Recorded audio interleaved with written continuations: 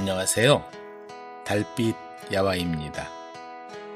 들려드릴 이야기는 길 떠난 아버지와 딸입니다.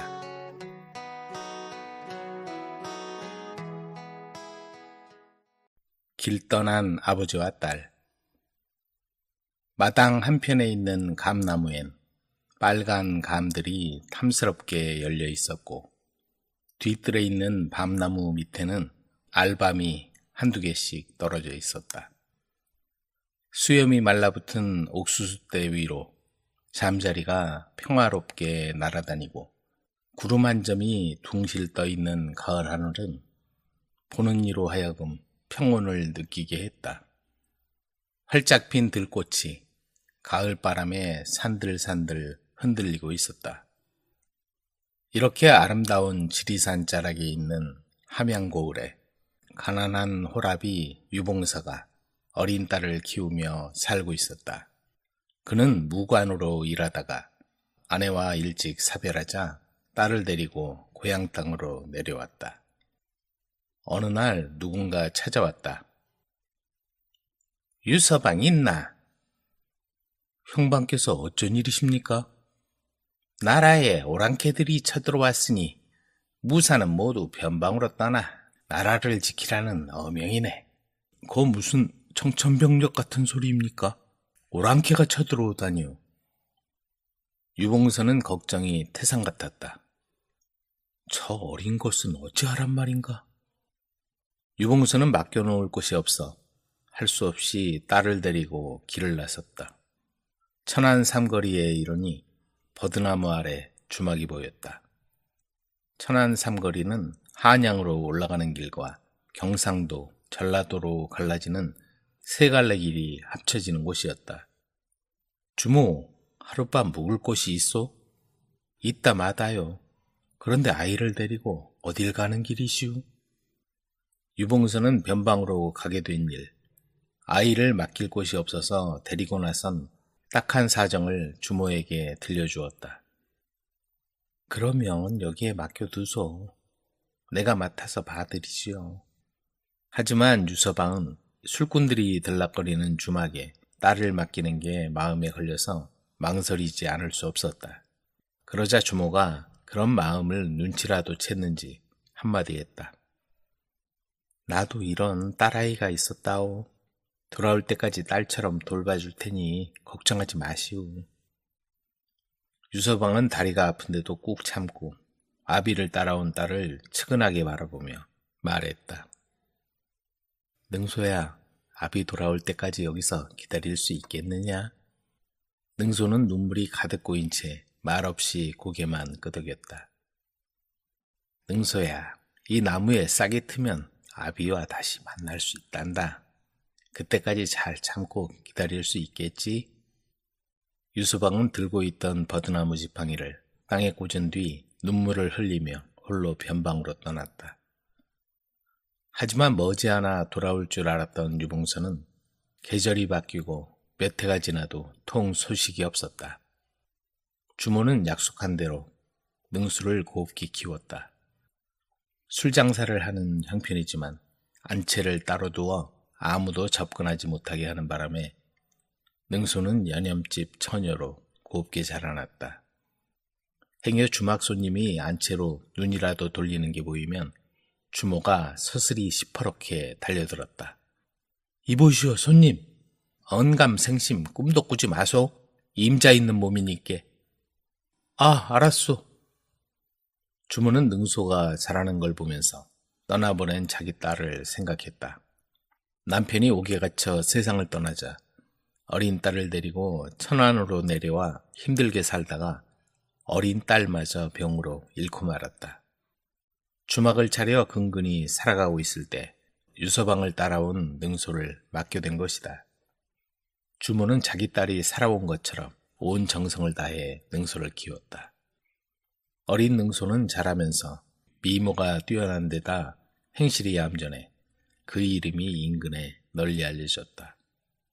그러던 어느 날 과거를 보러 가던 한 선비가 주막에 묵게 되었다. 그는 마침 안채를 서성이던 능소를 보게 되었고 그 모습에 마음을 빼앗기고 말았다. 주모, 저 처자는 누구요? 주모의 여식이요? 그렇소. 하지만 정한 배필이 있다오.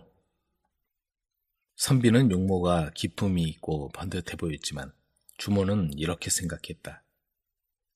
주모의 딸이라고 쉽게 생각하는 게 틀림없어. 능소는 이렇게 주모의 보살핌을 받으며 잘 살고 있었다. 다음날 선비는 한양으로 떠났다. 하지만 결과는 낙방이었다. 선비는 이듬해에도 과거 시험을 보러 한양길에 올랐고 또다시 삼거리 주막에 들렀다. 그리고 능소에 대한 마음을 털어놓았다. 난 박현수라고 합니다. 따님과 혼인하고 싶소이다. 과거의 급제에도 선비님 마음이 변함없다면 그때 허락하지요. 박현수는 굳게 마음을 먹고 마침내 3년 만에 과거에 급제했다. 어느 날이었다. 아버지를 기다리던 능수가 시름에 젖어 있다가 아버지가 앞들에 꽂아놓은 버드나무 지팡이에 싹이 트는 것을 보았다. 지팡이에 싹이 트다니 아버지도 살아오실 거야. 그런데 이게 웬일인가. 박현수가 장원 급제하여 어사가 되어 내려와 만나게 되었고 전쟁에 나갔던 아버지도 오랜 변방 생활 끝에 돌아온 것이다. 능소야, 잘 자라주었구나. 아버지, 아버지. 능수의 눈에서는 기쁨의 눈물이 앞을 가렸다. 인연을 맺은 박현수와 만나고 전쟁에 나갔던 아버지 또한 살아서 돌아오자 흥이 난 능소는 천안 삼거리 흥, 능소야 버들은 흥 이라 노래하고 춤추며 기뻐했다. 포로가 되어 끌려가 천신만고 끝에 풀려난 유서방은 몰골이 말이 아니었다. 유봉수는 그렇게 주막에 머물며 몸을 회복했고 주막에 찾아온 박현수 또한 기뻐하며 말했다. 따님과의 혼인을 허락해 주시오. 그러자 주모가 유봉수를 가리키며 말했다. 같이 살았을 뿐 난 남이라오. 저분이 부친이요. 그러자 유봉서가 두 사람을 번갈아 보더니 입을 열었다. 지금까진 남이었지만 이제부턴 어머니가 맞소이다. 유봉서는 주모와 부부가 되었고 어사 박현수는 능소를 아내로 맞이했다. 그 사연을 들은 동네 사람들은 경사가 났다고 노래하고 춤추며 기뻐했다. 천안 삼거리에 버드나무가 많은 것은 능소와 헤어질 때 능소의 아버지가 이곳에 꺾어 심었던 버드나무 가지가 무성하게 자라서 퍼진 것이며 그 딸의 이름을 따서 능수 버들이라 부르게 되었다고 한다. 두 사람만 아는 비밀. 에이, 감사면 감사지. 다들 있는 자리에서 모욕을 주다니. 더는 못해 먹겠군. 합천군수 이상현은 돌아오는 길에 우라통을 터뜨렸다. 여러 사람이 보는 앞에서 특별한 이유도 없이 경상감사 박인천에게 또다시 면박을 당하자 이상현은 분한 마음에 관직을 내려놔야겠다고 생각했다. 이상현과 박인천은 이전에 동문수학하던 사이였다. 이상현이 2살 위라서 호영호재하고 지냈고 가족끼리도 왕래가 있던 터였다. 그런데 이상현이 합천군수가 되어 떠나고 이듬해 출세가 빨랐던 박인천이 경상감사가 되어 내려온 것이다. 합천군수는 왜 그렇게 우유부단하시오? 향리들 단속 하나 못한단 말이오?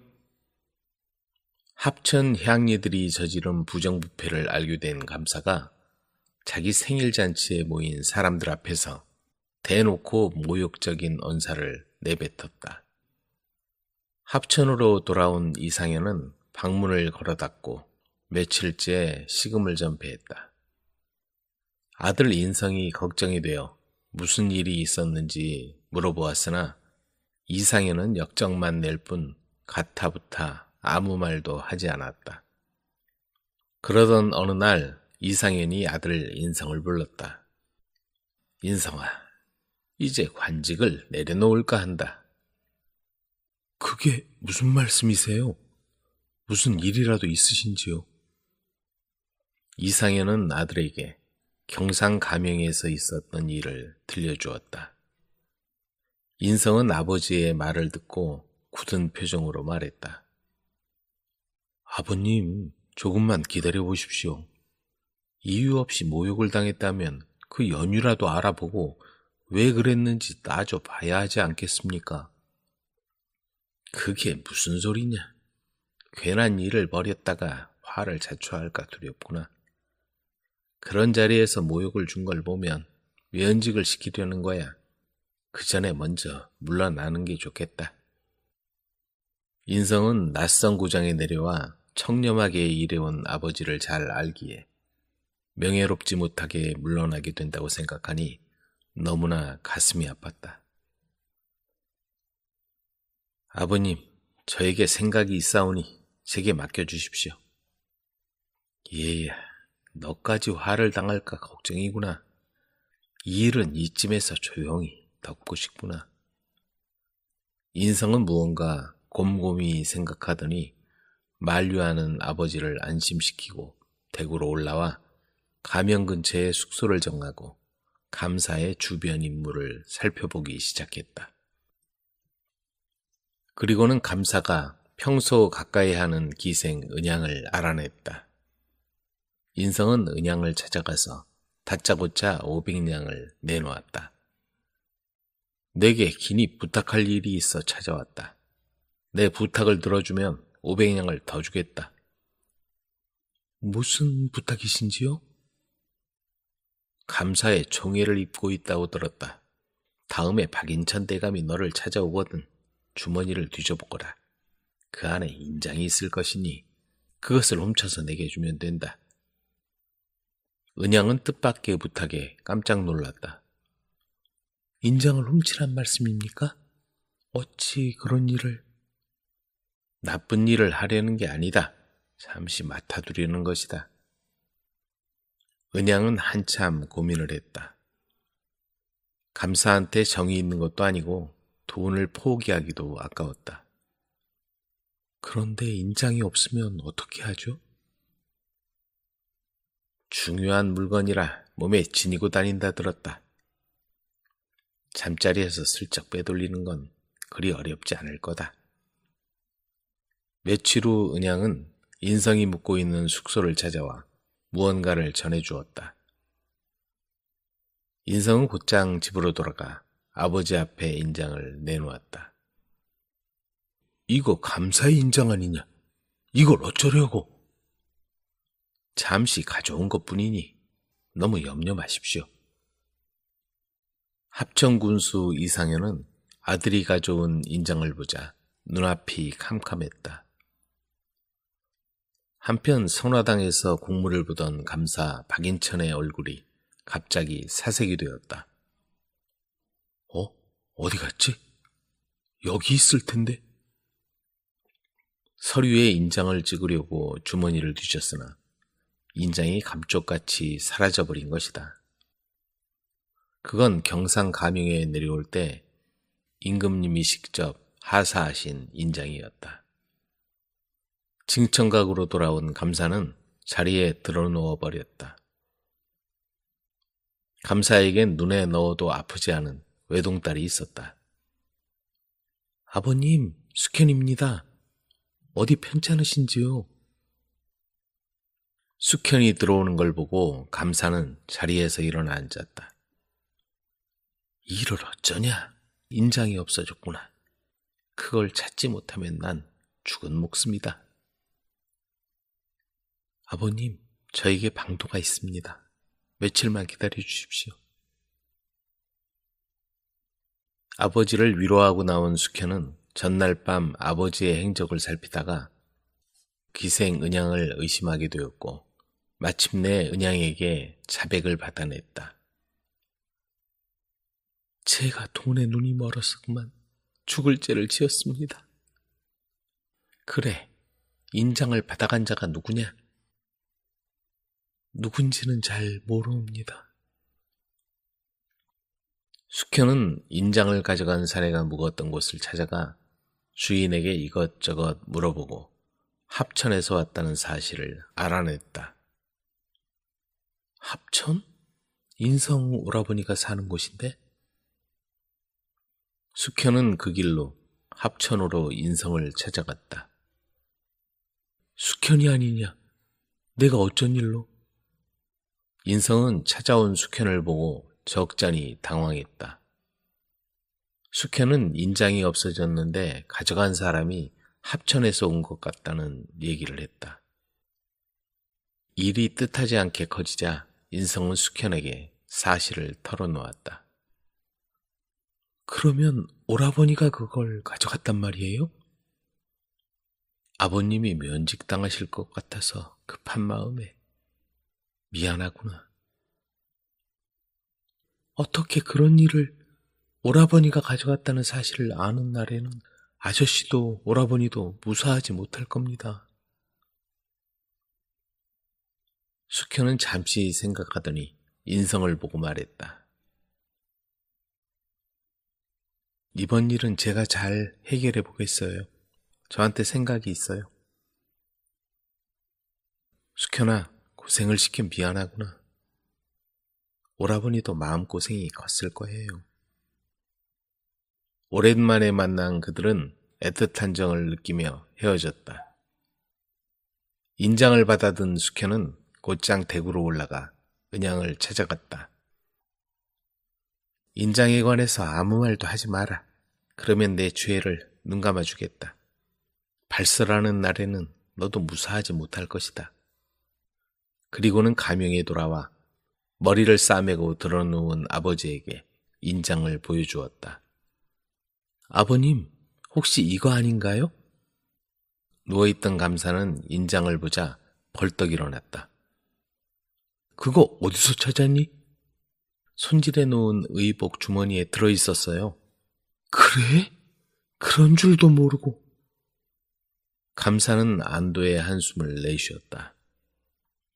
그런데 합천 아저씨 면직하신다는 소문이 있던데. 면직? 누가 그래? 그 형님처럼 청렴한 관리가 어디 있다고? 그 말을 듣자 숙현은 비로소 안심했다. 참, 인성이 본 지도 오래되었구나. 합천에 기별을 해서 자리 한번 마련해야겠다. 지난번에 형님한테 마음에도 없는 말을 했으니 기분도 풀어드리고 너희들 문제도 상의해야겠다. 며칠 후 감사는 자리를 마련하여 이상현과 마주 앉았다. 형님, 공무를 진행하다 보니 본의 아니게 형님을 서운하게 했던 적이 있었을 것 같습니다. 다 잊으시고 오랜만에 예정을 생각하며 회포나 붑시다. 감사는 전에 없던 친근한 목소리로 말했다. 아니 무슨 그런 말씀을. 이렇게 형님을 보니 옛날이 생각납니다. 어릴 적에 형님이 저를 참 많이 챙겨주셨지요. 그랬지요, 대감. 형님, 쇳불도 당김에 빼라는 말처럼 우리 애들 홍기도 꽉 찼으니 맺어주면 어떻겠소? 그리 황송한 말씀을 여부가 있겠습니까? 좋습니다, 사돈. 그리하여 군수의 아들과 감사의 딸은 얼마 후 혼례를 치르고 그들은 사돈이 되었다. 불타는 집에 남겨진 아내. 규리야, 모두 피하시오. 한밤중에 들려오는 소리에 선비 유지연은 잠자리에서 눈을 떴다. 이게 무슨 소리지? 초승달이라 달빛도 희미할 터인데 마치 밖이 대낮처럼 밝았다. 문을 열어젖히자 사방이 불길에 휩싸인 모습이 눈에 들어왔다. 어떡해요? 큰일이에요.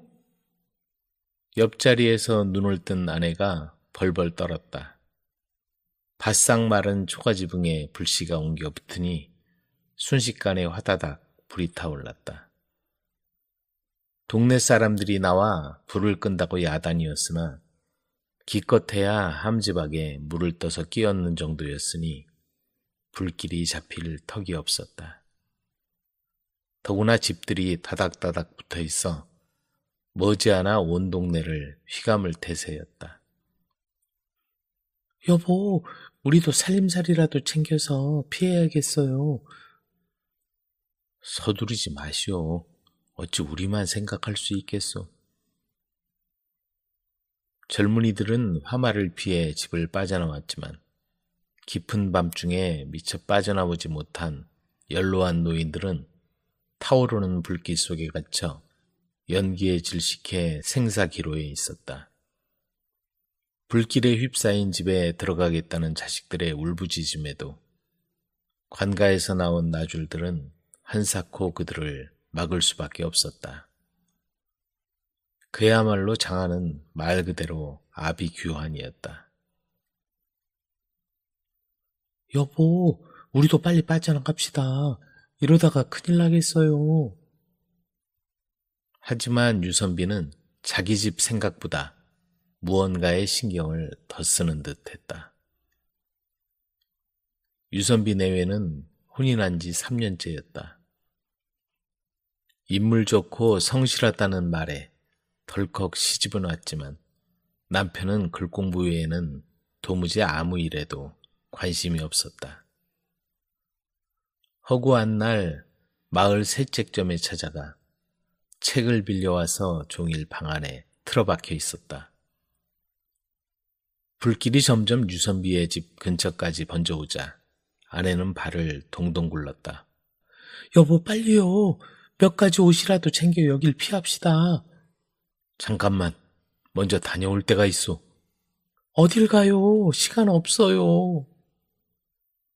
유선비는 안절부절 못하는 아내를 남겨두고 급하게 불붙은 마을길을 달려내려갔다. 그가 달려간 곳은 다름 아닌 마을 세책점이었다. 이미 불이 옮겨붙어 있었고 그대로 두면 보관되어 있던 장서들이 모두 불에 타버릴 판이었다. 안 돼요. 들어가면 위험해. 막아선 나졸들을 밀어젖히고 유선비는 용감하게 불길 속으로 뛰어들어갔다.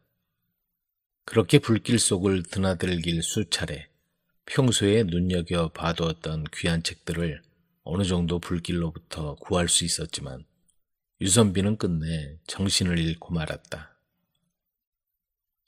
유선비가 정신을 차려보니 한쪽 눈에 붕대가 감긴 채 동네 의원에 누워 있었다. 이제 정신이 들었나 봅니다. 여긴...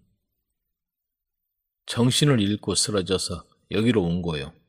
하지만 불행히도 한쪽 눈을 그만.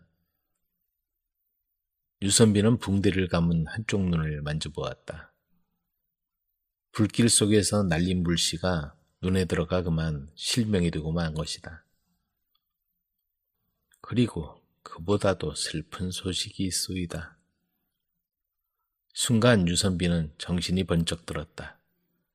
집에 혼자 두고 온 아내. 그렇다. 남편을 기다리다가 불길이 집에 옮겨붙는 순간 살림살이라도 하나 건지려고 동분서주하던 아내가 그만 불길에 휩싸이고 말았다. 여보, 날 용서해 주시오. 유선비는 하염없이 눈물을 흘렸다.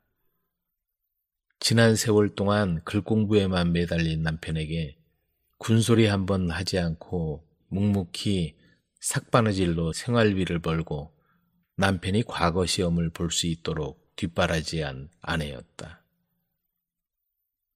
아내의 장례를 치른 유선비는 글공부도 팽개치고 방랑 생활을 시작했다. 불에 타는 책과 눈을 바꾼 선비. 아내보다 책이 더 소중한 선비. 장안에 유선비의 사연이 널리 퍼졌다. 한쪽 눈을 잃은 바람에 누구나 유선비를 쉽게 알아보았다. 장안을 하염없이 돌아다니다가 틈만 나면 아내의 산소에 가서 넋을 놓고 앉아있다가 밤이 되면 불에 타버린 집터 옆 움막에 고난 몸을 뉘었다. 그렇게 한 해가 지났다. 없는 형편이지만 항상 아내가 깨끗하게 손질해준 의복을 입고 다니던 유선비는 이제 그야말로 몰골이 말이 아니었다. 게다가 한쪽 눈마저 멀어 누구나 가까이 가기를 꺼릴 정도였다. 비가 부슬부슬 내리는 저녁 무렵이었다. 이대로 아내 곁으로 가고 싶구나. 온통 길거리를 헤매고 다니다 고개를 넘어오던 유선비가 정신을 잃고 끝내 쓰러졌다. 유선비 위로 빗줄기가 쏟아져 내렸다. 차가운 밤기운에 체온마저 점점 식어갔다. 얼마나 시간이 흘렀을까? 쓰러진 유선비의 얼굴에 등불이 비쳤다. 아직 살아있습니다요. 그럼 여기 태워라. 하지만 마님, 누군지도 모르는데. 이대로 못 본 척하고 갈 순 없지 않느냐. 여자는 사인귀에서 내려 쓰러진 유선비를 태워 집으로 돌아왔다.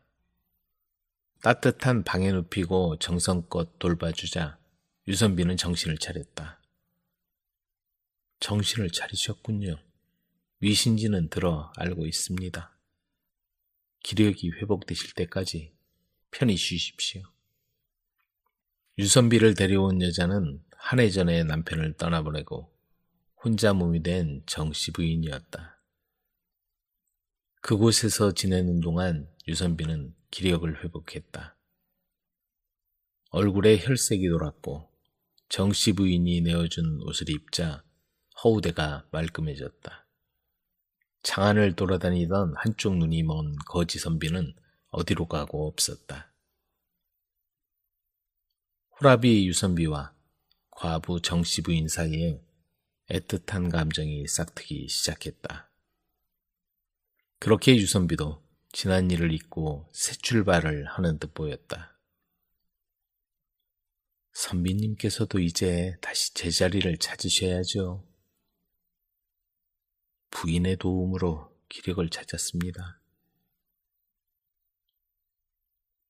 받아주신다면 선비님과 남은 평생을 함께하겠습니다. 유선비는 말이 없었다. 다음 날 유선비가 묵던 방에 이런 글이 남겨져 있고 유선비는 사라지고 없었다. 부인, 나도 부인과 평생 같이 하고 싶소.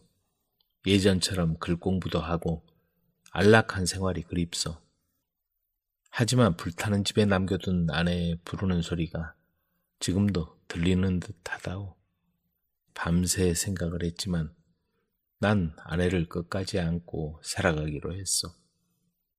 그 배려 고맙게 간직하겠소. 부디 평안하게 사시오. 그리고 그 뒤로는 장안에서도 아내가 잠든 산소나 그 어디에서도 유선비의 모습을 찾아볼 수 없었다. 꽃으로 피어난 어머니. 젊은 나이에 혼자 된 여인이 있었다. 남편이 갑자기 병을 얻어 세상을 떠나자 갖은 고생을 하며 세 딸을 키웠다. 삭바느질부터 남의 집 빨래와 허드렛일, 심지어 남정네들처럼 산에 올라가 나무를 해다 팔지를 않나 농번기엔 밭에 나가 씨 뿌리고 김을 매는 일도 허다했다. 억척이요, 억척. 바깥 양반 있을 땐 살림만 하더니 애들이 셋이니 먹고 살려니 저러지 않나. 동네 사람들은 여인을 보고 억순이 아지매라고 불렀다. 여인은 단 하루도 집에서 편히 쉬는 법이 없었다. 딸들이 아비 없는 자식이란 소리를 듣지 않게 하려고 열심히 살아야 했다. 어머니, 이제 오세요? 그래, 배고팠지? 이거 먹어라. 일을 마치고 집에 올 때면 기다리고 있을 딸들 생각에 뭐라도 먹을 게 생기면 싸두었다가 가지고 와서 딸들에게 주었다. 어머니의 헌신적인 사랑 덕분에 딸들은 그늘 한 점 없이 맑고 곱게 자랐다. 20살이 넘어서자 큰딸은 갓 피어난 꽃봉오리처럼 싱그럽고 고운 자태를 드러냈고 동네방네 총각들의 혼담이 밀려들어왔다. 어느 날 어머니가 세 딸에게 물었다. 너희는 어떤 총각한테 시집가고 싶니? 전 무조건 부잣집으로 시집가고 싶어요. 저도요. 큰딸과 작은딸이 뒤질세라 말했다. 그럼 전 돈보다는 착하고 부지런한 사람한테 시집갈래요. 셋째 딸이 말했다. 시간이 흐르고 큰딸은 윗마을 땅부잣집으로 시집을 갔고 작은딸은 아랫마을 부잣집 큰아들을 만나 시집을 갔다. 그리고 막내딸은 고개 넘어 가난한 농부에게 시집을 보냈다. 그렇게 딸 셋을 모두 여의고 나니 여인은 이마에 주름이 잡히고 머리엔 하얗게 서리가 내렸다. 딸들을 키울 땐 먹고 살기 위해 남의 집 일을 했지만 이젠 딸의 집 일을 하느라 편히 쉬지 못했다. 어머니, 이것 좀 해주세요. 큰딸 집에 가면 때맞춰 숱한 일거리를 내어놓고 어머니를 기다렸다. 아랫마을 작은딸도 이것저것 해달라고 부산을 떨긴 마찬가지였다. 하지만 가난한 막내딸 집에 가면 어머니가 뭐라도 할까봐 미리 이 일 저 일 다 해놓고 있었다. 그렇게 한 해 두 해가 지나자 딸마다 아이가 생겼다. 이젠 큰딸 집에 가면 우는 아이를 달래랴, 기저귀를 빨랴 정신이 없었고 작은딸은 아예 아이를 맡기기까지 했다. 하지만 막내딸만은 한 번도 어머니를 부르는 법이 없었다. 어느덧 세월이 덧없이 흘러갔다. 곱던 여인의 얼굴엔 깊은 주름이 패이고 검은 머리는 팥뿌리가 되었고 허리는 활처럼 굽어서 지팡이에 의지하는 처지가 되었다. 이제 더는 딸들을 돕지 못하게 되었고 거동마저 힘들자 오히려 딸들의 신세를 져야 할 처지였다. 노파는 지팡이를 짚고 윗마을 큰딸을 찾아갔다. 어쩐 일이세요? 몸도 성치 않으신데 집에 계시지 않고서. 큰딸은 간신히 하룻밤을 보내고서 작은딸 집에 가라고 재촉했다. 작은딸에게 가니 찬밥 신세이긴 마찬가지였다. 마치 귀찮은 존재라도 되듯이 윽박 지르는 바람에 목구멍에 밥이 들어가질 않았다.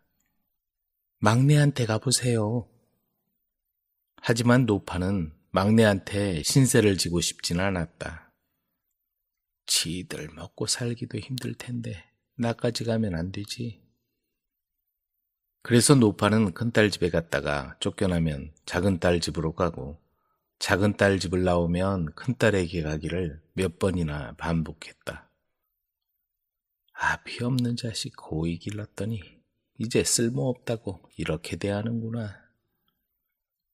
가면 갈수록 딸들은 늙고 힘없는 어머니를 구박하고 천대하기 시작했다. 이제 자신의 삶이 얼마 남지 않았다는 것을 알고 노파는 마지막으로 막내딸이 보고 싶었다. 그래서 지팡이에 의지해서 고개를 오르기 시작했다. 하지만 젊었을 땐 힘든지 모르던 고갯길이 어쩌면 그리도 힘이 든지 걷다가 쉬어가기를 수도 없이 했다. 게다가 해가 떨어지자 살을 내는 겨울바람이 주름진 노파의 얼굴을 매섭게 때렸다. 간신히 고갯마루를 넘어 딸의 초가지붕이 보이는 중턱으로 내려가자 노파는 기진맥진해서 다리에 힘이 풀려버렸다. 간신히 한 걸음을 옮기고 또 한 걸음을 옮기고는 그 자리에 주저앉고 말았다. 바로 밑에 막내딸이 사는 초가집 지붕이 보였다. 막내딸을 부르면 금방이라도 환한 웃음을 지으며 달려올 것만 같았다. 아, 노곤하구나. 잠깐만 쉬었다 가자. 노파는 눈을 감고 딸들을 키우던 지난날의 기억을 떠올렸다. 그래도 그때가 행복했지. 밤이 깊어지자 매서운 겨울 추위가 몰아쳐왔다. 이른 아침 막내 사위가 눈을 떴다. 간밤에 내린 눈이 하얗게 세상을 뒤덮고 있었다. 눈이 많이 또 내렸군.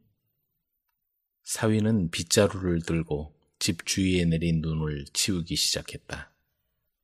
그런데 집 뒤편 언덕으로 올라간 사위가 소리쳤다. 장모님, 장모님! 그 소리를 듣고 막내딸이 뛰어나왔다. 어머니, 어머니! 눈이 수북이 덮인 채 노파가 쭈그리고 앉아 있었다. 이미 차갑게 변해 있었지만 마치 행복했던 기억으로 돌아가 있는 듯 얼굴엔 평안한 미소를 머금고 있었다. 그들은 어머니를 모셔와 정성스럽게 장례를 치렀다. 우리 이 자리에 장모님을 모십시다. 그래야 항상 우리를 지켜보실 게 아니오. 막내딸 부부는 양지바른 그 자리에 어머니를 모셨다. 따뜻한 봄날이 찾아왔다. 얼어붙었던 땅에도 새싹이 돋아나고 꽃이 피어났다. 어머니가 잠들어 있는 자리에도 검붉은 꽃이 피어났다. 그런데 그 꽃은 마치 노파의 모습을 닮은 듯 하얀 솜털이 덮이고 등이 굽어 있었다. 어머니의 모습 같아요. 정말 그렇구려. 사람들은 노파가 죽어 꽃이 되었다고 생각하고 이때부터 그 꽃을 할미꽃이라고 불렀다. 장원에 뽑힌 아들의 기막힌 사연. 강원도 영월 땅에 김병연이란 젊은이가 살고 있었다. 2살 위의 형과 형수, 그리고 홀어머니, 이렇게 4식구였다. 이렇게 영월에 자리 잡기까지 많은 우여곡절이 있었다. 역적으로 몰려 객지에서 부친과 막내 동생이 세상을 떠나고 남은 가족들이 영월에 자리를 잡은 것이다. 어린 나이에 있었던 일이라 병연은 조부가 나라에 죄를 지어 이렇게 살고 있었다는 것밖에는 알지 못했다. 어머니, 우리는 왜 이렇게 살아야 하는 겁니까? 얘야, 지금은 더 이상 묻지 말거라. 나중에 얘기해 주마. 어머니는 집안에 관해서는 아무것도 알려주지 않았다. 그 바람에 병연은 안동김씨라는 곳과 병연이라는 자기 이름밖에는 아는 게 없었다. 안동김씨라면 새도 있는 양반인데 우리는 왜 이렇게 사는 걸까? 병연의 궁금증은 날이 갈수록 더했다. 하지만 어머니는 그나마 멸문지화를 면하게 된 것만 해도 다행으로 여겼다. 비록 폐족이 되어 영월 산골에 살고 있지만 자식들에게 화가 미치지 않게 하려는 생각뿐이었다. 그래서 조부의 일을 포함한 모든 과거를 비밀로 묻어둔 것이었다. 어머니, 저 이번에 백일장에 응시하려고요. 장원에 뽑히면 지방관청에 관직도 얻을 수 있다고 합니다. 백일장? 어머니는 별로 달갑지 않았지만 그것마저 차마 말릴 수는 없는 일이었다. 마침내 백일장이 열렸다. 각지에서 모여든 유생들 틈에 끼어 병현도 글솜씨를 겨루었다. 시제는 선천부사 김익순을 논박하라였다. 병현은 빼어난 글솜씨를 발휘해 적장에게 무기력하게 항복한 김익순을 통렬하게 비판했다. 그 결과 각지의 유생들을 물리치고 병현이 장원에 오른 것이다. 어머니, 제가 장원에 뽑혔습니다. 이제 어머니를 편히 모시겠습니다. 그래, 장하다. 시제가 무엇이더냐? 역적 김익순을 논박하라는 것입니다. 뭐라고? 어머니의 얼굴에서 핏기가 사라지더니 말없이 눈물만 흘리는 게 아닌가. 왜 그러십니까, 어머니? 뭐가 잘못되었나요? 한참 후에 마음을 진정한 어머니가 입을 열었다. 병현아, 내가 평범하게 살기를 바라서 지금까지 모든 걸 숨기고 살아왔다만 어쩌면 그게 내 잘못이었나 보구나. 네가 논박한 김익순 그분이 내 조부님이다. 역적으로 처단되고 우린 삼족을 멸하라는 명을 받아 도망다녔고 다행히 죄를 경감받아 여기 자리를 잡고 살아온 것이란다. 병현은 그 말을 듣자 모든 게 무너져 내리는 심정이었다. 나 스스로 가문을 욕되게 하다니. 백일장에서 장원을 했다는 소문에 마을이 온통 떠들썩했지만 병현과 가족들에겐 그것이 오히려 고통이었다. 병현은 그날 이후로 마음을 잡지 못했다. 아무 일도 하지 않고 술로 나날을 보낼 뿐이었다. 어머니, 장가라도 보내면 다시 마음을 잡지 않을까요? 큰아들 병하의 말을 듣고는 어머니 이씨는 황씨 집안의 처자를 며느리로 맞아들였다. 병현의 아내는 인물도 곱고 덕이 많은 여자였다. 나 같은 사내에게 시집와 고생하게 되어 미안하오. 아니에요. 부디 지난 일은 떨쳐버리세요. 하지만 병현은 역적의 자손이라는 사실 앞에 관직에 대한 미련도 재물에 대한 유혹도 버린 지 오래였다. 그리고 신분이라도 감추려는 듯 삿갓을 눌러쓰고는 식구를 지어 세상을 풍자하며 돌아다니는 게 일상이 되었다. 그러던 어느 날 집에서 전갈이 왔다. 형님이 돌아가셨다고? 서둘러 돌아가 보니 2살 위의 형 병아가 병으로 이미 이 세상을 떠난 뒤였다. 후사도 남기지 못한 채였다. 우리 큰아이를 양자로 보냅시다. 병현의 아내는 한동안 말이 없더니 결국 그의 뜻에 따라 큰아들을 양자로 보내야 했다. 하지만 병현의 방랑벽은 끝나지 않았다. 다시 죽장을 들고 삿갓을 쓴 모습으로 세상을 향해 떠났다. 어딘가 이르렀을 때 유생들이 모여 글솜씨를 겨루고 있었다. 나도 끼워주시죠. 삿갓을 쓴 남루한 차림의 사내를 보고는 기가 찼다는 표정을 지으며 한 사내가 대꾸했다. 그 뉴신지 모르오만 어디 한번 해보시오.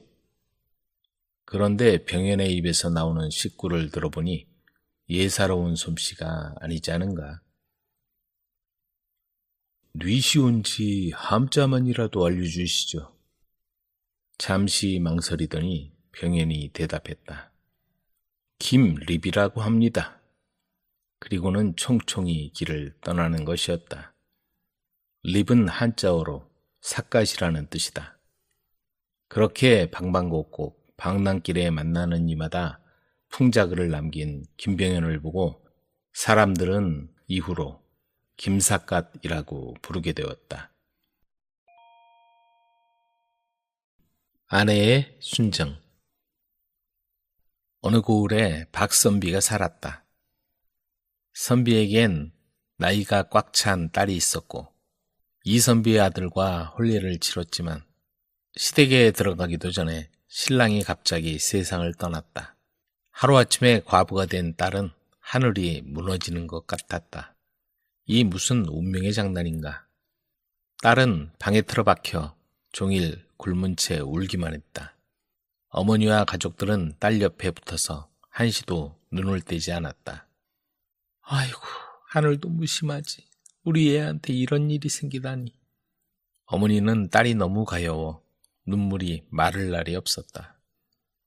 혹시라도 잘못된 생각을 할 수 있으니 가족들과 번갈아가며 딸을 지켜보았다. 딸도 나쁜 생각을 했지만 감시가 오면서 기회를 얻지 못하고 있을 뿐이었다. 어느 날 딸은 무슨 생각을 했는지 이렇게 말했다. 잠시나마 목숨을 끊으려 해서 부모님께 많은 걱정을 끼쳐드렸습니다. 이제 다시는 그런 나쁜 생각을 않겠으니 한 가지 청만 들어주십시오. 부모는 비로소 마음이 놓였다. 그래, 잘 생각했구나. 그런데 그 청이 대체 뭐냐? 지금 시부모님은 아들을 잃고 저보다 몇 배나 더 슬픔에 잠겨 계실 겁니다. 그리고 남편 제사도 지낼 사람이 없으니 제가 가서 시부모님을 모시면서 양자라도 얻어 가문이 끊어지지 않게 하는 게 옳다고 생각합니다. 부모는 눈시울이 뜨거워졌다. 식만 올렸을 뿐 시댁에는 한 번 간 적도 없는 딸을 생각하니 기특하기도 하고 측은한 마음을 금할 길이 없었다. 그래, 그렇게 생각했다니 그래야지. 부모는 딸의 청을 들어주지 않을 수 없었다. 딸의 태도가 분명하고 결심이 굳었기 때문에 그래도 한시름 놓였다. 남편이 죽은 탓에 딸은 상복으로 시댁에 가게 되었다. 얘야, 잘 살아야 한다. 힘든 일이 있어도 잘 버텨야 한다. 어머니와 딸은 서로 부둥켜 안고 한참을 울었다. 박선비는 그 모습을 마당 한구석에서 물끄러미 바라보며 그저 눈물만 흘리고 있었다. 딸은 믿음직한 하인과 하녀와 함께 시댁에 도착했다. 시댁에 간 그날부터 젊은 부인은 시부모를 친부모 이상으로 정성껏 모셨다. 그뿐 아니라 알뜰살뜰 집안 살림을 꾸려나갔다. 바느질 솜씨가 좋은 며느리는 때마다 시부모의 옷을 지어 입혔다. 시부모는 그런 며느리를 보며 대견하면서도 늘 고마워했다. 얘야, 쉬엄쉬엄 해라. 몸도 챙겨가며 해야지. 시아버지는 장터에 나가 며느리 보약도 챙겨오고 시어머니는 며느리 안색을 살피며 보살펴 주었다. 젊은 부인은 남편 제사와 조상의 차례도 정성껏 지냈다. 일가 친척과 고을 사람들은 입을 모아 어질고 착한 부인을 칭찬했다. 그러는 동안 남편의 3년상을 치르게 되었고 젊은 부인은 시부모한테 청을 했다. 이젠 양자를 얻어 가게가 끊이지 않도록 해야겠습니다. 부모님께서 속히 정해 주시기 바랍니다. 시부모도 이 문제는 시급히 정해야 한다고 생각하고 적당한 양자를 가까운 친척 중에서 찾았다. 7살 먹은 양자는 심성이 착하고 영리한 아이였다. 부인은 양아들을 지극정성으로 키웠다. 예절과 학문에 대해서는 다른 부모보다 더 엄격했다. 이렇듯 남편 없이 아이를 키우며 10여 년 세월이 흘렀다. 그동안 부인이 알뜰살뜰 살림을 늘려온 덕분에 가정 형편이 훨씬 넉넉해지고 늙은 시부모는 아들 잃은 슬픔을 잊고 장수의 복을 누리다가 세상을 떠났다. 시부모의 장례를 치른 부인은 그 후 양아들에게 정성껏 제사를 지내게 했고 집안 살림도 양아들 부부에게 전적으로 맡겼다. 부인은 세상 떠날 때까지 시댁의 가풍을 잘 이어갔으며 양아들 부부의 효도를 받으며 살다가 남편 옆에 나란히 묻혔다. 잔소리꾼 아내. 어느 마을에 아내 미란다와 남편이 살고 있었다. 아내는 성격이 고약하고 지독한 잔소리꾼이었다. 그래서 눈만 떴다 하면 남편을 들볶아댔다. 날이 갈수록 아내의 잔소리는 점점 더 심해졌다. 남편은 괴로워서 죽을 지경이었다. 어느 날 여느 때처럼 아내에게서 잔소리를 잔뜩 들은 남편은 아휴 지겨워. 마누라가 없다면 얼마나 좋을까 하는 생각이 들었다.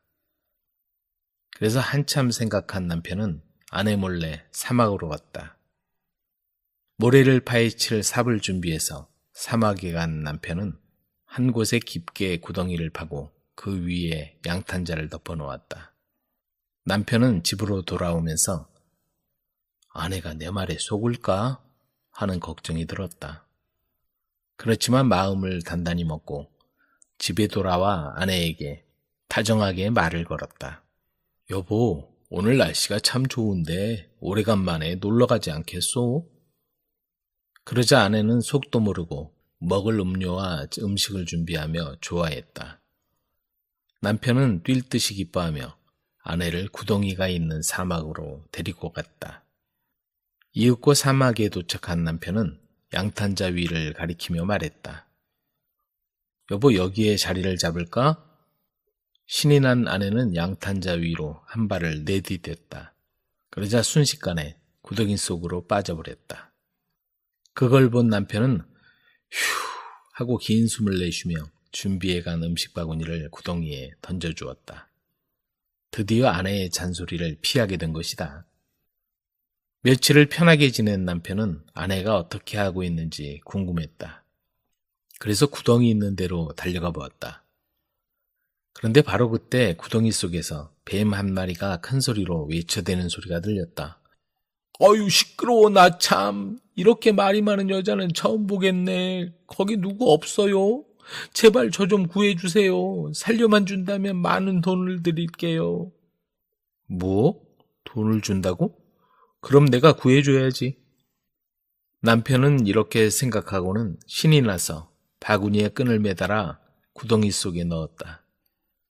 바구니를 보자 뱀은 아이고 이제 살았구나 하고는 거기에 얼른 올라탔다. 남편이 바구니를 끌어올리자 뱀이 이렇게 말했다. 고맙습니다. 지금 당장은 가진 돈이 없지만 제가 일러드리는 대로만 한다면 큰 돈을 벌 수 있을 겁니다. 자, 지금부터 제 말을 잘 들어주세요. 그리고는 또아리를 한번 틀더니 계속 말을 했다. 저는 지금 이곳을 떠나서 이웃에 있는 영지로 갑니다. 그곳의 영주에게는 딸이 한 명 있는데 그 아가씨의 목을 감을 겁니다. 당신이 올 때까지 풀어주지 않을 테니 아가씨를 구해주는 조건으로 많은 돈을 요구하십시오. 이렇게 일러준 뱀은 곧장 이웃 영지로 가서 딸의 목을 감았다. 영주는 큰 걱정에 쌓여 곳곳에 방을 내걸었다. 내 딸을 뱀에게서 구해주는 자에게는 큰 사례를 하겠노라. 그 내용을 보고 힘센 장정들이 몰려들었으나 어느 한 사람도 뱀을 풀기는커녕 뱀에 손댈 용기조차 내지 못했다. 그 소문을 들은 잔소리꾼 남편은 그곳으로 달려갔다. 그리고는 영주에게 말했다. 영주님, 1,000냥을 주신다고 약속하시면 제가 따님을 구해드리겠습니다. 그러자 영주는 쾌히 승낙했다. 잔소리꾼의 남편은 뱀 앞으로 다가가 한쪽 눈을 껌뻑이며 소리를 버럭 질렀다. 감히 여기가 어디라고 썩 꺼지지 못할까? 그러자 뱀은 풀이 죽어 스르르 몸을 풀고는 수다쟁이의 남편에게 살며시 다가와 말했다. 이것으로 다 갚은 겁니다. 뱀은 이렇게 귀엄말을 하고는 어디론가 기어가 버렸다.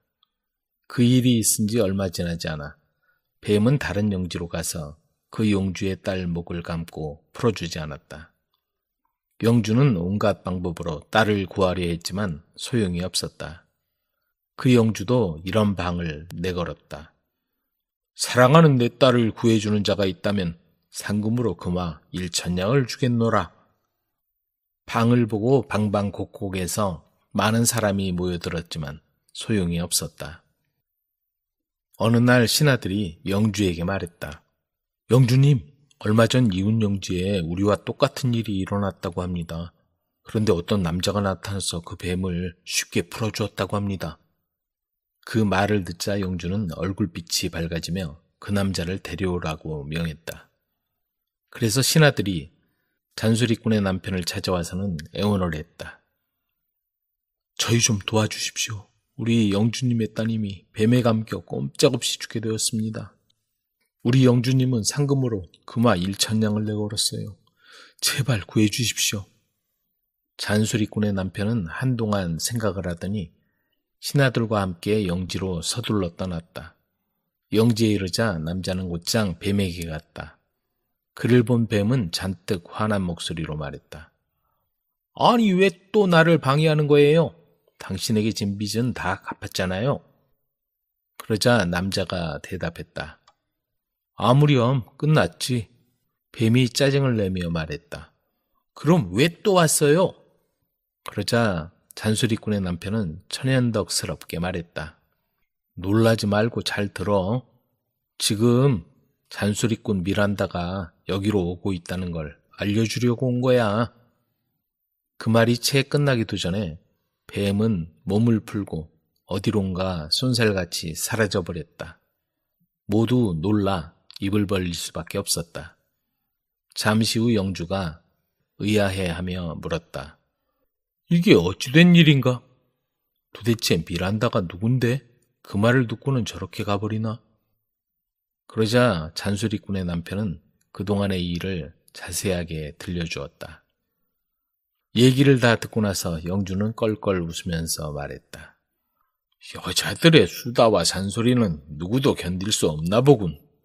말은 적을수록 좋은 법이지. 돌아온 약혼녀 마리솔.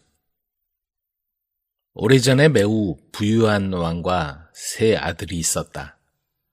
그 아들들은 모두 잘생겼고 왕은 그들을 매우 사랑했다. 하지만 아버지를 방문할 때는 항상 허락을 받아야 한다는 규칙을 정해두었고 지키지 않으면 큰 벌을 받아야만 했다. 어느 날 새 왕자가 아버지의 허락을 받지 않고 찾아가자 왕은 무척 화가 났다. 이게 무슨 일이냐? 규칙을 어기다니. 너희들은 이제부터 토끼로 변할 거다. 왕은 그들에게 마법을 걸었다. 가장 큰 아들은 얼룩덜룩한 토끼로, 둘째는 하얀 토끼로, 그리고 막내는 깜찍한 녹색 토끼로 만들어버렸다. 그리고 왕은 말했다. 너희들은 궁전 밖에서 살아야 할 것이야. 낮에는 토끼의 모습으로, 밤에는 사람의 모습으로 살도록 하거라. 그리고 얼마의 시간이 흘러갔다. 어느 날 토끼 3마리가 궁전 밖에 벽으로 둘러싸인 정원에서 풀을 뜯어먹고 있을 때 녹색 토끼가 말했다. 형, 나는 더 이상 이렇게 지내고 싶지 않아. 이 감옥 주위에 뭐가 있는지 벽을 넘어보자. 다른 2 토끼도 나가고 싶었지만 아버지가 두려웠다. 그러나 녹색 토끼가 계속 졸라대는 바람에 형들도 그러기로 했다. 그날 오후 밖으로 나간 토끼들은 언덕으로 뛰어올라 개울을 넘어 궁전으로 향하고 있었다. 그때 아름답고 행복한 노랫소리가 들려왔다. 누가 노래하는지 가보자. 녹색 토끼가 말했다. 하지만 형들이 거절하자 녹색 토끼 혼자서 가보기로 했다. 노랫소리가 나는 쪽으로 가보니 아름다운 궁전이 있었다. 녹색 토끼는 입구를 찾으려고 정원 담둘레를 계속 뛰어다니다가 조그만 틈을 발견하고 살며시 정원 안으로 기어들어갔다. 태양과 같은 금발 머릿결과 바다와 같이 푸른 눈을 지닌 아름다운 공주가 부르는 노래였다. 그녀의 이름은 마리솔이었다. 녹색 토끼는 첫눈에 그녀에게 반하고 말았다. 그는 정신없이 그녀를 향해 뛰어가고 있었다. 그러자 공주가 손을 뻗쳐 토끼를 잡아 안고는 궁전으로 들어갔다. 그녀의 부모는 공주를 무척 사랑했다. 그녀는 착하고 마음씨가 예쁜 외동딸이었다. 공주는 토끼를 자기 침실에 두었다. 아름다운 공주님, 난 토끼가 아니에요. 아버지의 말씀을 거역해서 벌로 토끼가 된 왕자랍니다. 내가 집에 돌아가도록 놓아주지 않는다면 아버지께서 오늘 밤 날 죽일 거랍니다. 날 놓아주세요. 그러면 벌이 끝나자마자 돌아와 당신과 결혼할게요. 약속의 표시로 이 반지를 가지세요. 토끼가 말을 하더니 공주는 무척 놀랐지만 토끼의 진심을 믿고 정원에 놓아주었다. 하지만 몇 달이 지나도 토끼는 마리솔에게 돌아오지 않았다. 토끼를 기다리다가 슬픔에 빠진 공주는 병이 나버렸다. 그녀는 슬픔이 갈수록 커지고 몸이 점점 약해지기 시작했다. 그녀의 기분을 좋게 해주려고 왕은 축제를 벌이고 음악가와 예술가들을 전국에서 불러들였다. 가까운 마을에 한 아버지와 딸이 살고 있었다.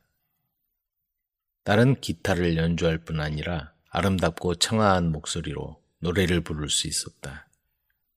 왕의 포고문이 붙자 아버지는 딸 로지타와 작은 당나귀를 타고 궁전을 향해 갔다. 그들은 토끼가 사는 도시를 지나가야 했다.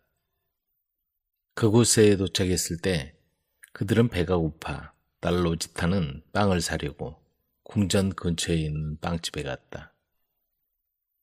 마침 구운 빵이 다 타버려서 매우 화가 난 빵 주인이 로지타에게 맛없는 빵 한 덩어리를 던져주었다. 빵이 다 타버렸다고? 이거나 먹어. 로지타는 빵을 잡으려고 했지만 빵은 바닥에 떨어져 문으로 굴러갔다. 로지타가 쫓아갔지만 빵은 계속 굴러 궁전 벽에 나 있는 틈으로 들어가서 아름다운 침실 문 가까이에서 멈췄다. 그 침실에는 훌륭한 침대 3개가 있었고 안에서 말소리가 들렸다. 로지타가 방에 있는 커튼 뒤에 숨어 주위를 살피니 토끼 3마리가 들어오는 것이 아닌가. 그때 얼룩무늬 토끼가 침대로 올라가 살짝 뛰더니 잘생긴 왕자가 되었고 하얀 토끼 역시 잘생긴 왕자로 변했다. 마지막으로 녹색 토끼가 침대 위에서 뛰더니 더 잘생긴 왕자로 변했다. 그리고는 울기 시작했다. 그러자 두 왕자가 말했다. 마리솔 공주는 잊어버려. 아버지께서 널 절대 그녀와 결혼시키지 않으실 거야. 세 왕자가 잠자리에 들자 로지타는 가까스로 들어왔던 곳을 통해 궁전에서 나올 수 있었다. 동이틀 무렵 로지타와 아버지는 마리솔의 마을을 향해 길을 나섰다. 궁전에 도착하자 그들은 왕을 만나러 갔다. 로지타가 노래하고 춤을 추었지만 마리솔은 슬픈 얼굴로 앉아 있었다. 그러자 로지타가 말했다. 보세요 공주님, 제가 얘기 하나 해드릴게요. 로지타는 지난 밤에 있었던 일과 어린 녹색 토끼를 본 일을 말했다. 마리솔은 얼굴에 생기가 돌면서 부모님께 녹색 토끼를 보러 가도록 허락해 줄 것을 청했다. 안 된단다 얘야. 그건 너무 위험하다. 마리솔의 부모님은 외출을 허락하지 않았지만 그녀가 울며 사정을 하자 할 수 없이 허락을 했다. 로지타는 마리솔을 데리고 토끼가 사는 도시로 갔다. 궁전 벽 틈에 가까이 가자 로지타가 마리솔에게 말했다. 공주님, 우리 저기 보이는 틈으로 들어가야 해요. 그들은 왕자의 침실로 들어갔다. 잠시 후 얼룩토끼가 들어오더니 침대에서 뛰면서 잘생긴 왕자로 변했다. 다음에 하얀 토끼가 들어와서 똑같이 했다. 마지막으로 녹색 토끼가 들어와 침대 위로 올라뛰자 왕자로 변했다. 마리솔은 더는 참고 있을 수가 없어서 그에게 달려갔다. 거실에서 거닐고 있던 왕이 소리를 듣고 곧장 침실로 달려왔다. 왕은 공주를 보자 화를 내며 소리쳤다. 그때 왕자가 아버지에게 말했다. 폐하, 이 아가씨는 제 약혼녀입니다. 저희는 결혼하기로 약속했습니다. 왕은 화를 누그러뜨리며 말했다. 그래, 결혼하고 싶은 게냐? 내 승낙 없이 서로 만났다는 거냐? 결혼 승낙을 받으려면 둘 다 내 말대로 해야 한다. 왕이 왕자에게 말했다. 왕자는 7년 동안 토끼로 더 살아야 한다. 그리고 마리솔 공주는 눈물로 7통을 채우고 쇠로 만든 신 7켤레가 헤어질 때까지 왕자와 결혼할 수 없다. 그래도 하겠느냐? 불쌍한 공주와 왕자는 그렇게 하겠다고 했다. 왕자는 무릎을 꿇고 기도했고 마리솔은 철로 된 신발이 닳도록 세상에 나가야 하기에 눈물을 흘리며 작별 인사를 했다. 오랜 시간을 걷고 또 걸어 마리솔은 달님이 사는 집에 도착했다. 마리솔은 이미 눈물로 7통을 채웠고 쇠로 된 7켤레신이 다 닳도록 걸어왔다. 하지만 이 가련한 공주는 너무 지치고 녹색 토끼의 궁전이 멀어서 갈 수 없어 잠시 쉬어야 했다. 마리솔이 달님의 집 문을 두드리자 달님이 나왔다. 아가씨, 무슨 일인가요? 마리솔은 달님에게 있었던 일을 말하고 녹색 토끼의 집에 갈 수 있도록 도움을 청했다. 난 지금 그곳으로 여행할 수 없답니다. 아직 그쪽으로 몇 날 동안은 가면 안 된답니다. 하지만 저 언덕 보이나요? 내 친구 해님이 저기에 살고 있죠. 그에게 가세요. 아마 당신을 도와줄 거예요. 마리솔은 또 걸어 해님의 집에 도착했다. 문을 두드리자 해님이 나왔다. 무슨 일인가요, 아가씨? 전 녹색 토끼의 약혼녀랍니다. 그의 궁전으로 돌아가려고 하는데 당신이 도와줄 수 있나요? 해님은 마리솔을 한참 바라보더니 말했다. 당신이 녹색 토끼의 약혼녀라고 말했나요? 아닐 거예요. 녹색 토끼는 사흘 후에 결혼하거든요. 그의 약혼녀는 왕이 이미 데려왔지요. 모두 그날을 위해 내 기분이 좋기를 기도하고 있지요. 그날 내가 밝게 비춰주기를 원하죠. 해님, 제발 저를 궁전으로 데려다 주세요. 마리솔이 애원했다. 공주는 해님에게 일어났던 일을 다 말했다. 아가씨, 당신이 내 팔을 잡게 된다면 뜨거워서 다 타버릴 테니 데려다 줄 수가 없군요. 하지만 보세요. 저 언덕 너머에 내 친구 바람이 살고 있답니다. 그에게 당신을 데려다 달라고 해보세요. 마리솔은 또 걸어가서 언덕에 도착해 바람이 사는 집으로 갔다. 문을 두드리니 바람의 아내가 나왔다. 들어오세요, 아가씨. 무슨 일로 여기 왔나요? 마리솔은 부인에게 모든 이야기를 했다. 갑자기 바람이 들어오는데 너무 심하게 웃어서 모든 물건을 뒤흔들었다. 부인이 그에게 왜 웃느냐고 하자 녹색 토끼와 그의 약혼녀의 결혼식을 위해 준비한 것들을 모두 망치고 오는 길이라고 했다. 녹색 토끼가 요즘 그렇게 간절하게 기도한 이유가 이것 때문이군요. 그는 당신이 돌아오길 간절히 원하고 있어요. 내 허리를 잡으세요. 그러면 눈 깜짝할 사이에 궁전에 도착할 거예요. 회오리 바람이 불더니 마리솔을 녹색 토끼가 사는 궁전으로 데리고 갔다. 왕이 마침 거기에 있다가 물었다. 이 거지는 누구지? 그러나 녹색 토끼가 마리솔을 알아보고 울음을 터뜨리며 그녀에게 달려갔다. 제 약혼녀가 돌아왔어요.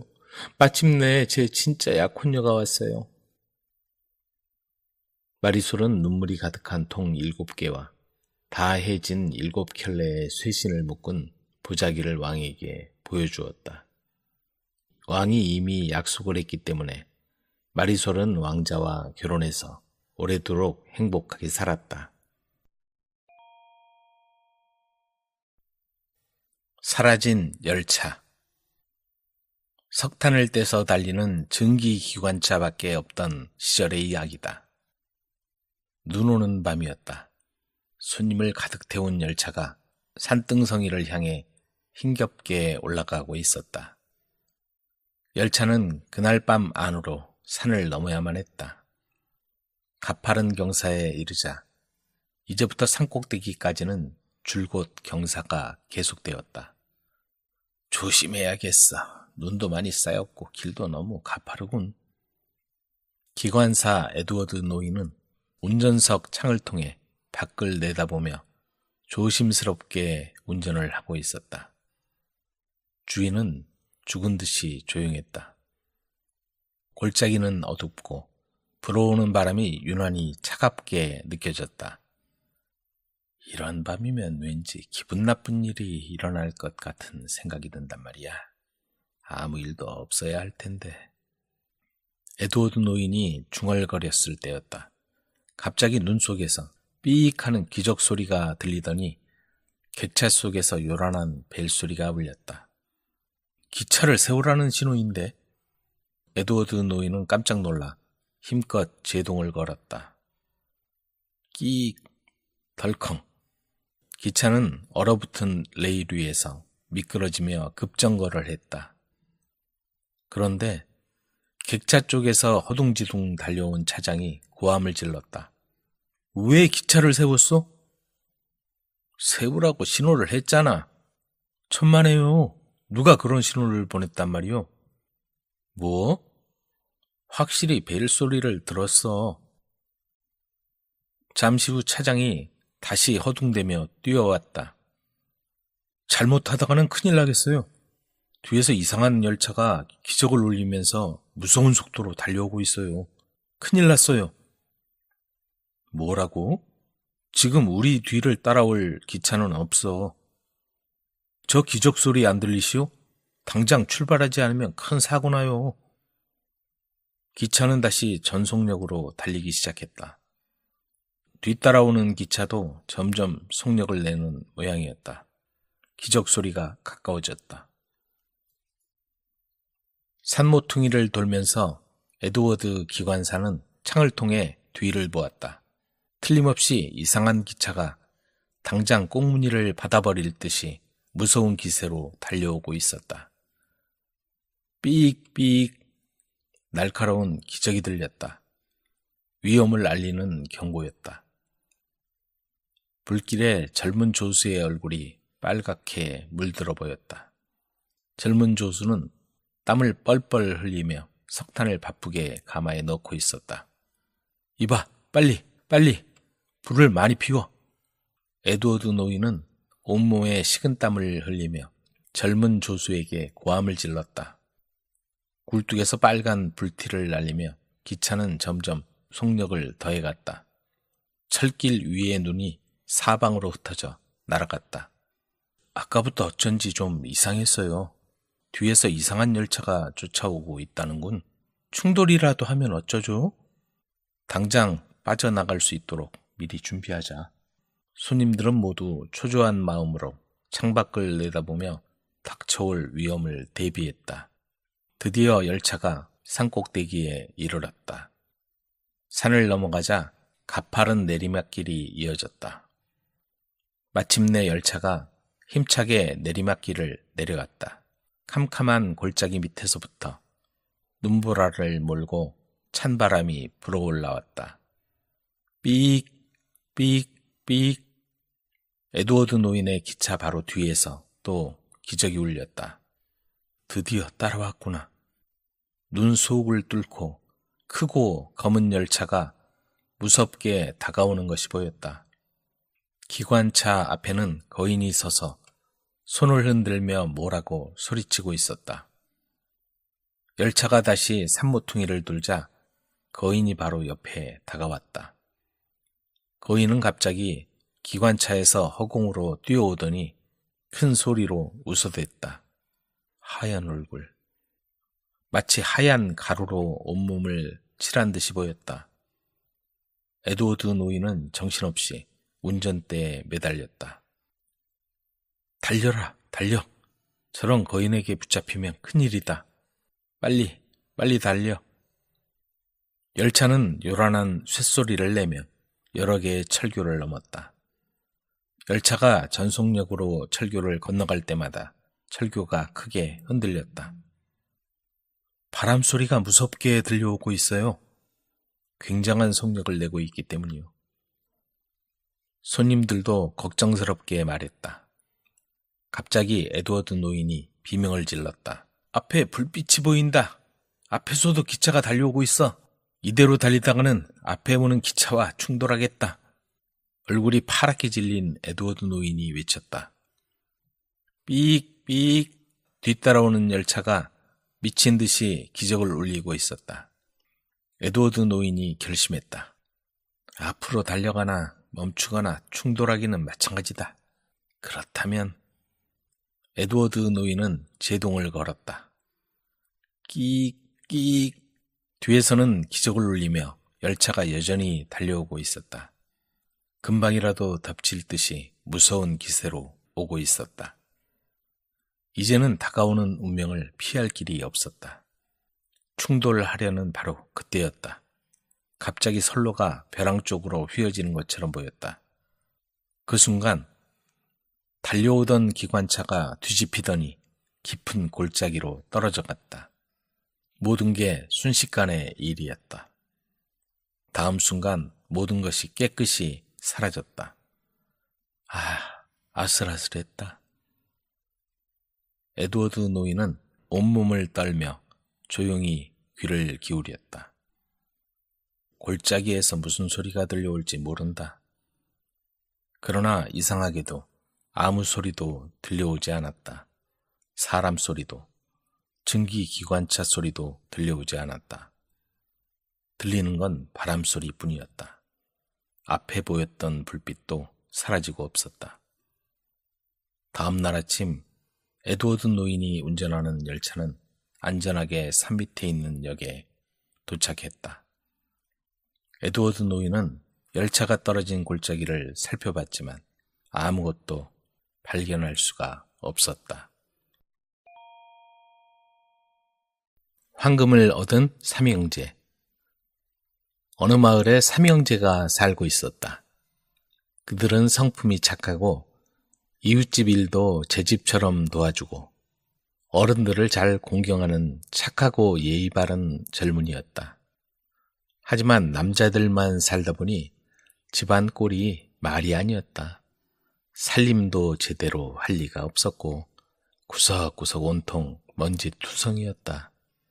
결국 고심하던 끝에 그들은 큰형부터 신부감을 찾기로 했다. 먼저 큰형이 멀리 떨어진 마을로 신부를 찾으러 길을 떠났다. 한참 길을 걸어가다가 백발 노인과 마주쳤다.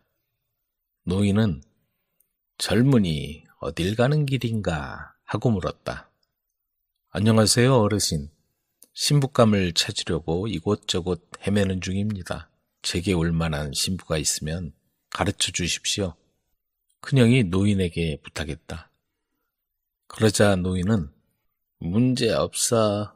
이 길을 한참 가다 보면 살구꽃이 활짝 핀 마을에 당도할 거야. 그 마을에 옷감을 짜는 아가씨가 있어. 그 아가씨를 신부로 맞아들이게 하고 말하는 것이었다. 큰형은 노인이 일러준 대로 그 마을을 찾아갔다. 마을에 들어서니 살구꽃이 활짝 피어 있고 어떤 집의 마루에서 옷감을 짜고 있는 아가씨가 있었다. 큰형은 아가씨에게 자기 처지를 설명하고 신부가 되어달라고 간청했다.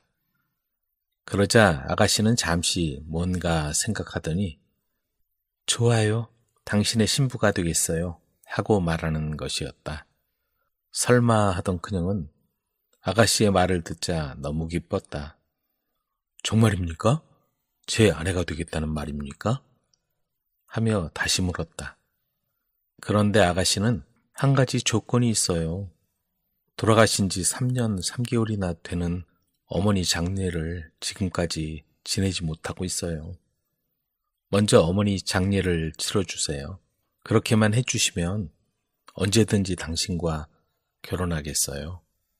하고 말하는 것이었다. 아가씨의 말을 들은 그녀는 그 정도는 아무것도 아닙니다. 제가 당장 장례를 치르겠습니다.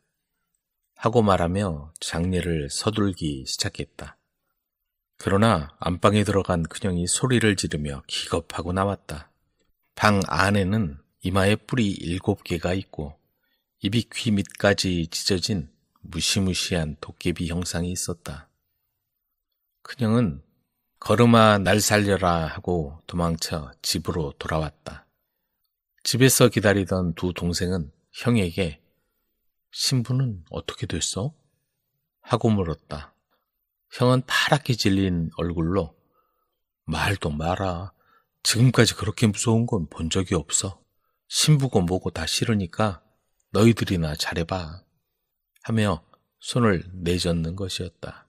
그 말을 들은 둘째가 당당하게 말했다. 에이, 형은 겁쟁이야. 이번엔 내가 신부를 찾으러 가볼게.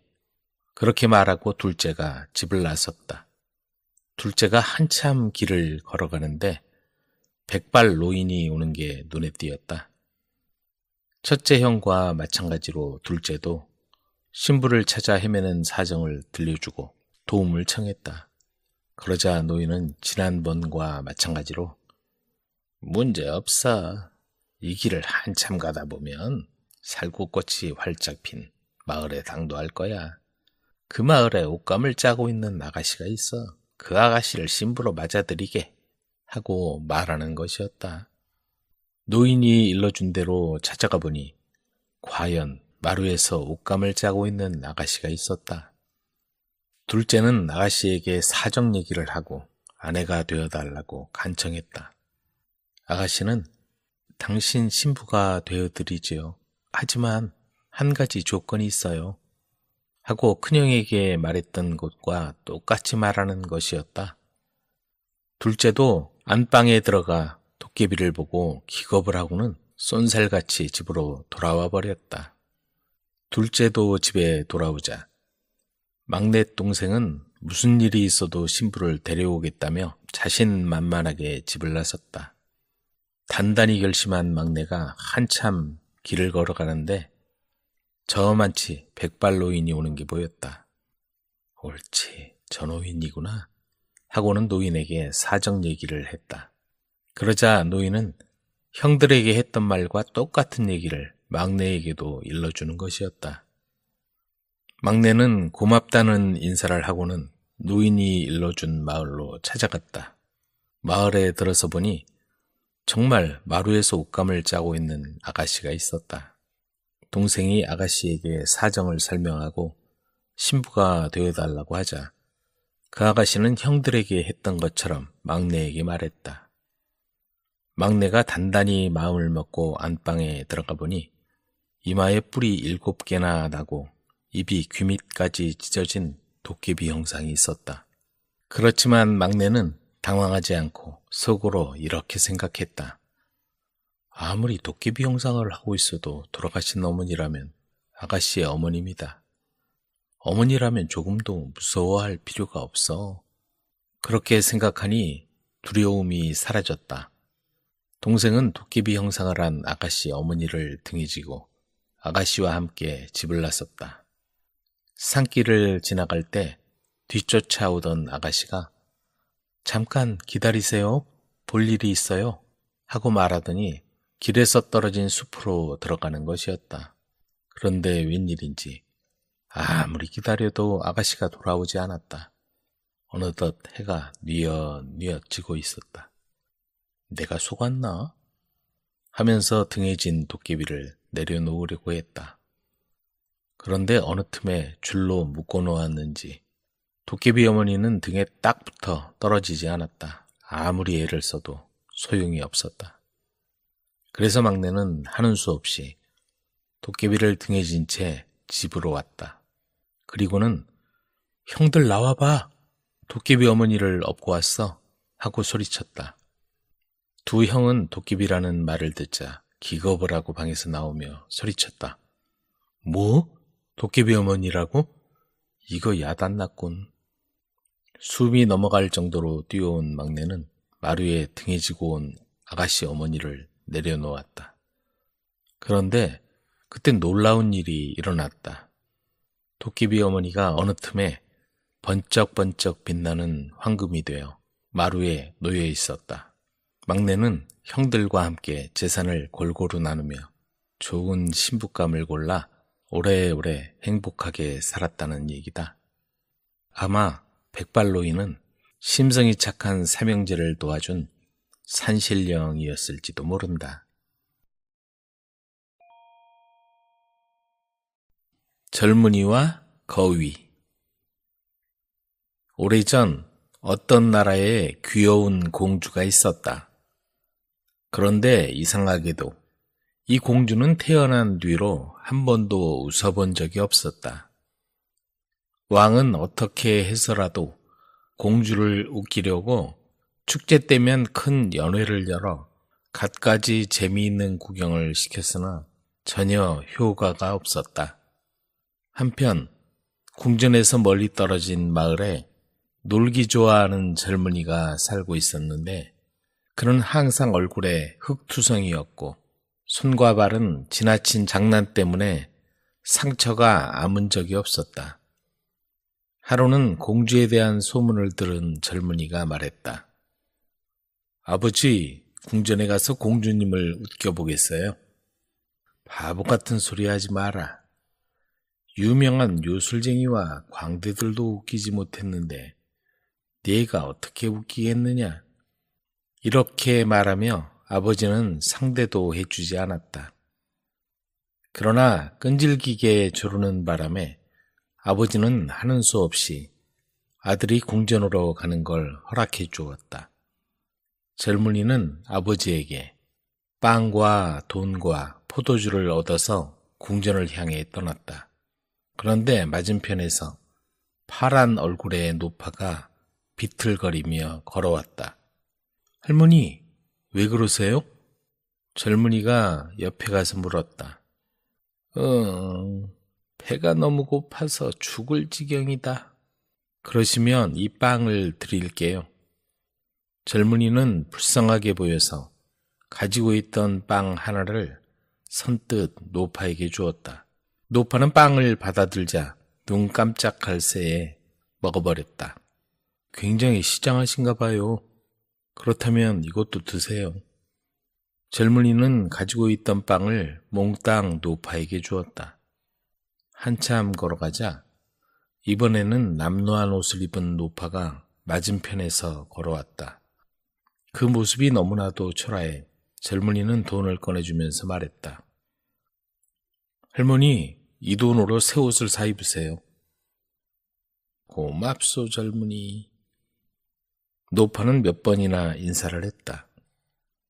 빨리 궁전으로 가야지. 젊은이가 부지런히 걸어가는데 앞에서 지팡이를 집은 노파가 걸어왔다. 노파는 젊은이가 든 포도주병을 보더니 옆에 와서 말했다. 포도주 좀 주지 않겠소? 목이 말라 쓰러질 지경이라서. 좋아요. 마음씨 착한 젊은이는 포도주를 몽땅 노파에게 줘버렸다. 젊은이는 빵도 돈도 포도주도 없어졌지만 여전히 명랑하게 궁전을 향해서 걸었다. 그런데 갑자기 번쩍하고 눈앞에 거위를 아는 노파가 나타났다. 젊은이는 깜짝 놀라 걸음을 멈추었다. 놀랐지. 난 아까 자네한테서 빵과 돈과 포도주를 얻었던 마법사라오. 친절한 자네한테 선물로 이걸 주지. 이렇게 말하며 마법사는 젊은이에게 거위를 주었다. 잘 들으시오. 이 거위는 다른 사람이 조금이라도 건드리면 꽥꽥하고 울 거요. 만일 거위가 울거든 붙어라 하고 외쳐보시오. 아주 재미있는 일이 생길 테니까. 이렇게 말하고 마법사는 사라졌다. 젊은이는 거위를 안고 걸었다. 그런데 궁전에 닿기 전에 해가 지고 말았다. 돈을 마법사에게 주어버렸으니 여관에 들어갈 수도 없었다. 돈도 없고 해도 저물었는데 어떻게 해야 할까? 여관 앞에서 머뭇거리고 있는데 여관 주인과 두 딸이 나왔다. 여기서 서성거리고 있으면 안 돼. 썩 꺼져라. 여관 주인이 무서운 얼굴로 말했다. 그때 두 딸은 젊은이가 안고 있는 거위가 갑자기 탐이 나서 아버지인 여관 주인에게 젊은이를 하룻밤 재워주자고 간곡하게 부탁을 했다. 아, 감사합니다. 젊은이는 여관 주인에게 부탁하여 거위도 데리고 들어갔다. 날이 셀 무렵 젊은이가 잠들어 있는데 여관집 딸들이 거위를 훔치려고 살금살금 방 안으로 들어왔다. 그런데 거위를 잡는 순간 꽥꽥하고 거위가 요란한 소리로 울기 시작했다. 젊은이는 깜짝 놀라 벌떡 일어나 마법사에게 들은 대로 붙어라 하고 말했다. 그러자 이게 어찌 된 일인가? 여자의 손이 거위의 몸에 딱 달라붙어 아무리 당기고 밀어도 떨어지지 않았다.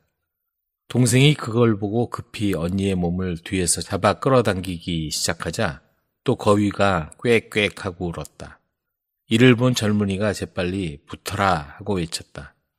순간 동생의 손도 언니의 몸에 찰싹 달라붙어 도저히 떨어지지 않았다. 그러는 동안 어느새 날이 밝았다. 젊은이가 거위를 안고 밖으로 나갔다. 두 여자도 거위에 붙은 채 밖으로 따라 나왔다. 때마침 신부가 지나가다가 그 모습을 보았다. 그게 무슨 꼴이냐? 여자가 잠옷바람에 밖으로 나오다니 창피하지도 않으냐? 신부가 옆으로 오더니 여자의 등을 툭 쳤다. 그러자 거위가 다시 꽥꽥 울었다. 붙어라!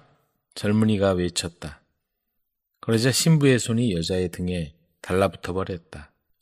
두 여자와 신부가 손을 떼려고 한창 몸부림치고 있을 때 앞에서 냄비와 프라이팬을 등에 진 장사꾼이 걸어왔다. 아니 신부님, 무슨 일이십니까? 아침부터 무슨 장난을 치고 계십니까? 이렇게 말하며 뒤로 돌아가 신부의 등을 툭 쳤다.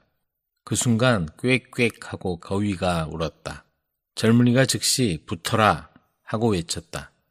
그러자 장사꾼의 손도 신부의 등에 딱 달라붙어 떨어지지 않게 되어버렸다.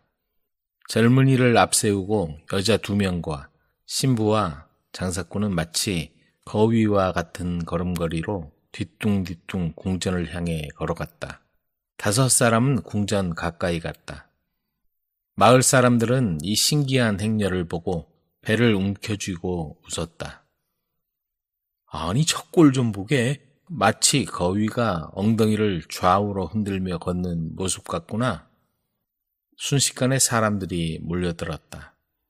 두 여자도 신부, 장사꾼도 부끄럽고 창피해서 손을 떼려고 젖먹던 힘까지 내며 몸부림치고 있었다. 그럴 때마다 행렬이 이리저리 뒤뚱거렸다. 잘한다 잘해. 더 흔들어. 젊은이가 놀려댔다. 그때 궁전에서는 공주가 여느 때처럼 창밖을 내다보고 있었다. 거기에 괴상한 행렬이 걸어오고 있었다. 영차, 영차.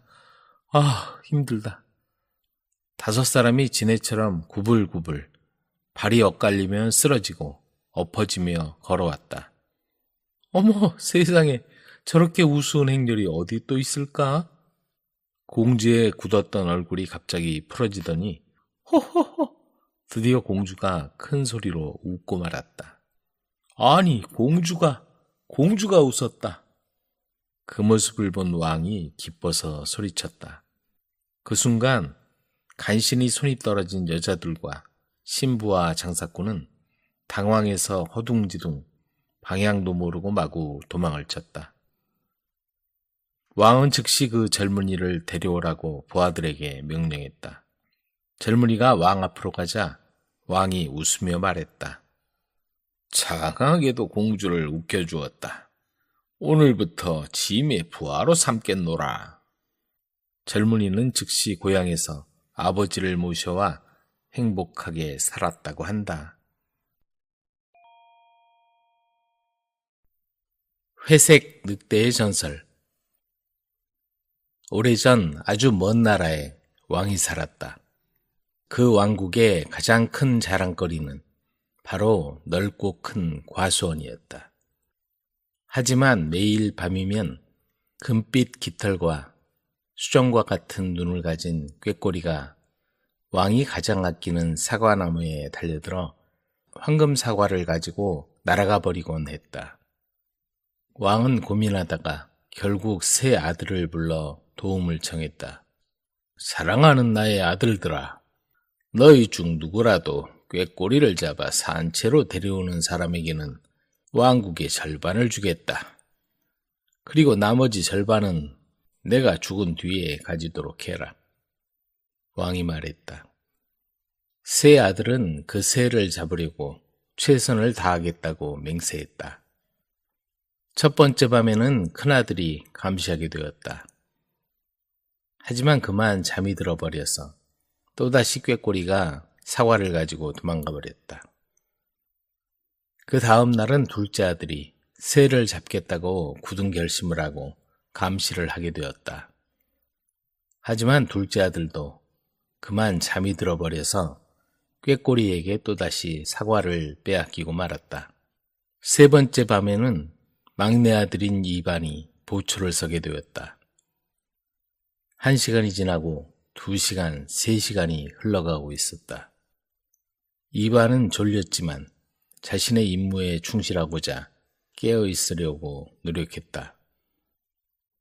갑자기 수천 개의 불빛이 그곳을 비추는 것처럼 과수원 전체가 환히 밝혀졌다. 꾀꼬리가 나타난 것이다. 꾀꼬리가 나무에서 사과들을 하나씩 따는 동안 이반은 살그머니 다가가 새의 꼬리를 잡았다. 하지만 이반의 소나귀에서 벗어나려고 퍼덕거리다가 결국 이반의 손에 밝은 빨간 깃털 하나를 남긴 채 날아가 버렸다.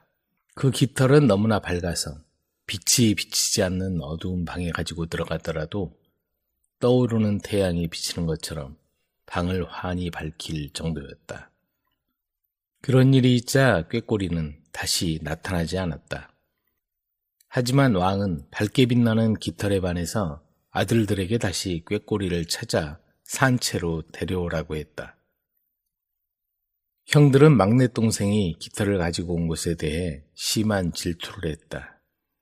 그리고 이반을 혼자 남겨둔 채 꾀꼬리를 찾아 나섰다. 이반은 말을 타고 가다가 광활한 들판 가운데 새겨져 있는 돌을 발견하게 되었다. 그 돌에는 다음과 같은 글이 적혀 있었다. 앞으로 계속 전진하는 사람은 춥고 배고플 것이다. 오른쪽으로 가는 사람은 무사할 것이다. 하지만 그의 말은 죽음을 맞이하게 될 것이다. 왼쪽으로 가는 사람은 목숨을 잃게 될 것이다. 하지만 그의 말은 무사할 것이다. 이반은 오른쪽으로 가기로 결정하고 사흘 동안을 달렸다. 그런데 갑자기 어디서 튀어나왔는지 모르는 회색 늑대 한 마리가 나타나 말을 집어삼키고 말았다. 한참 동안 이반은 눈물을 흘렸다. 그리고는 결국 걸어서 여행을 다시 시작했다. 거의 하루를 꼬박 걷고 난 이반은 몹시 지쳐 있었다. 그러자 회색 늑대가 다시 나타났다. 당신의 말을 죽여서 죄송합니다. 그리고 걸어서 여기까지 오게 한 것도 죄송합니다. 하지만 이게 모두 신의 뜻이었지요. 제 등에 올라타십시오. 당신이 원하는 곳으로 데려다 드리죠. 이반은 어찌된 일인지 늑대를 믿게 되었고 늑대에게 꾀꼬리를 찾아야 한다고 말했다. 그리고는 늑대의 등에 올라탔다. 그들은 광속과 같은 속도로 달렸다. 그리고 얼마 지나지 않아 돌로 된 성벽에 이르렀다. 저 담을 넘으십시오. 그러면 정원 안에 황금 3장 안에 앉아있는 꾀꼬리를 발견하실 수 있을 겁니다. 새를 잡으십시오. 하지만 절대로 3장을 만져서는 안 됩니다. 그러면 잡힐 테니까요. 이반은 늑대가 말한 대로 했고 새를 손에 넣게 되었다. 그러다가 생각했다. 3장을 가져가지 않으면 이 새를 어디에 둔단 말인가. 그래서 이반은 다시 그 정원으로 돌아가 3장을 만지고 말았다. 3장을 만지는 순간 경보가 울리며 이반은 잡히고 말았다. 이반은 곧장 왕에게 끌려갔다. 왕은 몹시 화가 나 있었고 그에게 해명을 요구했다. 저는 비슬라브 왕의 아들입니다. 그런데 꾀꼬리가 아버지의 과수원에서 매일 밤마다 사과를 가져가자 아버지께서 그 새를 잡아오라고 하셨습니다. 이반이 말했다. 나에게 직접 찾아와 부탁했더라면 자네에게 꾀꼬리를 그냥 줬을 거라네. 왕이 말했다. 하지만 지금 자네는 도둑질이라는 불명예를 안고 있네. 그렇다고는 해도 나를 위해서 한 가지 일을 해준다면 자네의 불명예는 회복될 수 있다네. 앞으로는 왕의 궁전에 가서 황금갈기의 말을 데려오게나. 만약 그 말을 무사히 데려온다면 자네를 용서해주고 꾀꼬리도 주겠네. 이반은 왕의 궁전을 나와 늑대에게 모든 일을 말해주었다. 그러면서 늑대의 충고를 듣지 않고 황금 3장을 만져서 미안하다고 사과했다. 이미 벌어진 일은 어쩔 수 없지요. 등에 올라타십시오. 당신이 원하는 곳으로 데려다 주겠습니다. 이반이 등에 올라타자 늑대는 총알처럼 달렸다. 시간이 오래 걸렸는지 짧게 걸렸는지는 확실히 모르지만 마침내 그들은 아프론 왕의 궁전에 도착했다. 왕실 마국간 앞에서 늑대는 이반에게 황금 갈기를 가진 말을 데려오라고 했다. 하지만 벽에 걸려있는 말굽비는 절대로 만지지 말라고 했다. 이반은 마국간 안으로 들어가 말을 데리고 나오고 있었다. 그 순간 아주 근사한 말굽비를 보게 되었다. 이반은 그 말굽비에 반해서 생각할 겨를도 없이 그걸 만지고 말았다. 손을 대는 순간 비상경보가 울렸고 마부들이 달려나와 이반을 잡았다. 이반은 곧장 아프론 왕에게 끌려갔다. 왕은 몹시 화가 나서 해명을 요구했다. 그래서 이반은 사실 얘기를 해주었다. 만약 나에게 직접 찾아와 부탁했더라면 자네에게 말을 그냥 줬을 거라네. 하지만 지금 자네가 한 행동을 백성에게 말하면 자네의 꼴이 뭐가 되겠는가? 하지만 자네의 명예를 회복하려면 나를 위해서 한 가지 일을 해줘야 하네. 트라이스텐스의 왕국으로 가서 아름다운 엘레나를 데려오도록 하게. 엘레나를 데려오면 자네의 행동을 눈감아주고 황금 갈기의 말도 주도록 하겠네. 이반은 눈물을 머금고 성을 나오며 늑대에게 모든 일을 말해주었다. 이반은 또다시 늑대의 말을 듣지 않아서 미안하다고 사과했다. 이미 벌어진 일은 어쩔 수 없죠. 등에 올라타십시오. 당신이 원하는 곳으로 데려다 주겠습니다. 이반은 늑대의 등에 올라탔고 다음 목적지를 향해 출발했다. 엘레나의 왕국에 도착하자 늑대는 이반에게 푸른 오크나무 곁에서 기다리라고 했다.